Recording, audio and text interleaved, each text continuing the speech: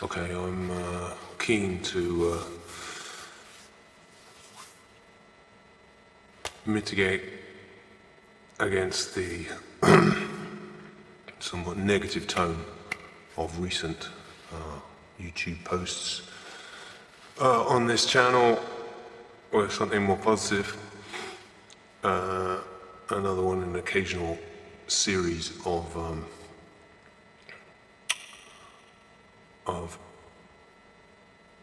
a few of my favorite things. And this one is why I love Chris Corsano. Okay, I'm not actually the world's most massive and attentive fan. And I've only seen him, I think, 3 or 4 times. Partly once as part of the Flower Corsano duo, very enjoyable. But to go back and say why I first was impressed by his work. I went to see him at the Portland Arms in Cambridge, and I didn't know anything about him, so I had no preconceptions other than I knew he was going to be a kind of free drumming kind of a guy. And to be honest, that's something that doesn't really, is not something that's going to make me, would have got me interested in the first place. I don't have much of an interest in improv, although I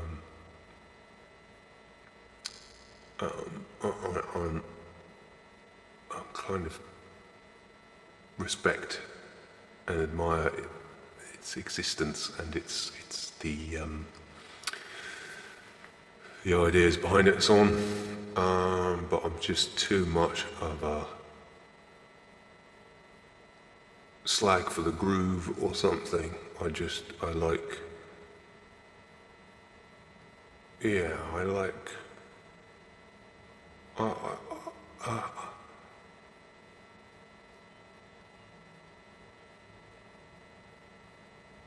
like a funky beat and a pretty melody and that kind of thing.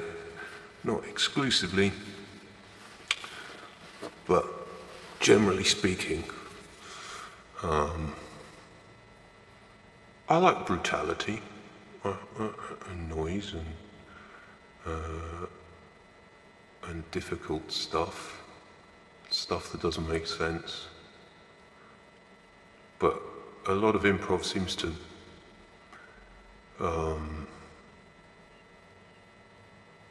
it kind of catches in my thing. But anyway, that wasn't what I heard when I saw Corsano play. He was doing things with the drum kit and other bits and pieces that on paper didn't really sound very, very good to me. The stuff with the sellotape, bowing things and cutlery and stuff. But it's in the same way with all kind of good artists. I think he sounds uniquely himself, and he's also got a certain kind of generosity to what he does. And to me, this is sort of summed up best by sort of the way I was immediately aware that it's not so much about what he does as about what he hears. And it's almost a sense that he's following the sound. The process is one of him listening to sound. And as I say, it's a very generous way of making music. It's egoless. You know,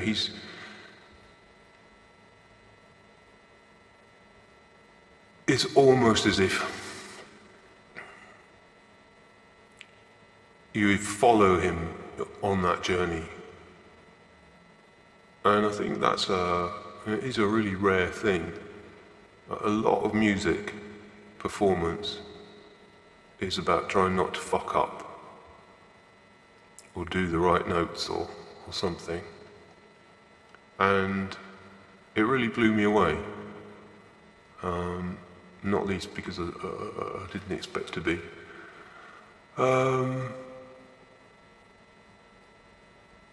And the funny thing was, I sort of figured that might be a one-off. But then Simon got him back for the Palimpsest Festival. And the fucker did it again. Because this time, okay, he did some drum stuff, but the majority of the set, he was using, well, he did all this stuff,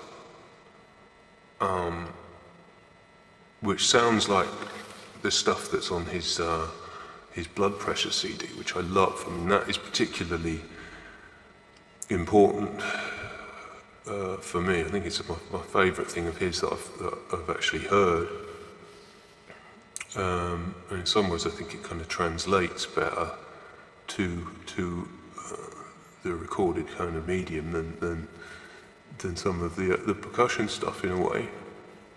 But then, you know, I'm not really Mr. Jazz, so that's understandable. But he had a shit cheap keyboard, what looked like maybe a bass effects pedal or something, like a basic looping thing, and an amp that I wasn't even sure whether the amp was particularly kind of like consistent with his setup. You know, it was just like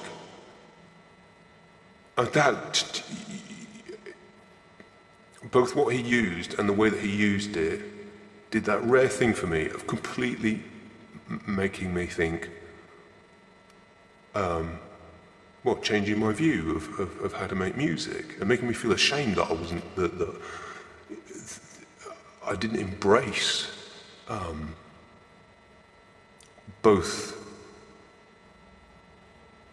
you know, that I relied on accepted forms and a boxed-in conception of what I was about as an artist or a sound-making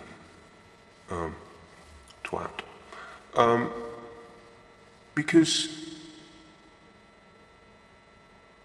with this kind of gnarly, very bassy, somewhat distorted, but not, crucially I think, not too distorted, do you know what I mean? Like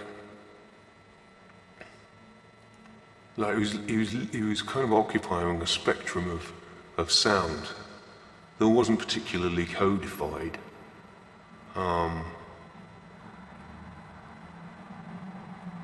And just that same thing of reach, of listening, of allowing something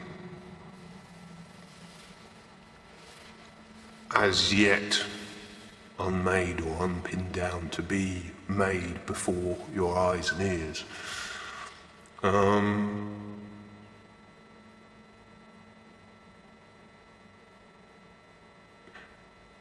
Yeah. I think that was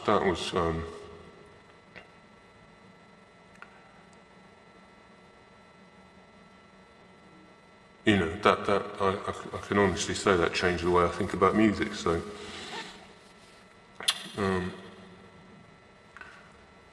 nice one, CC.